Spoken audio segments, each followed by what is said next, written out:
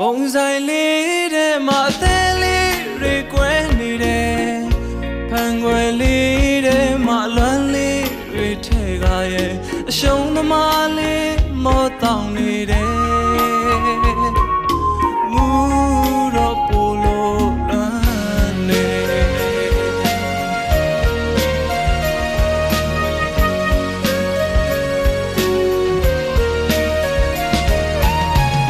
တကောင်ကျော်ညာလေးတဲ့မှာအိမ်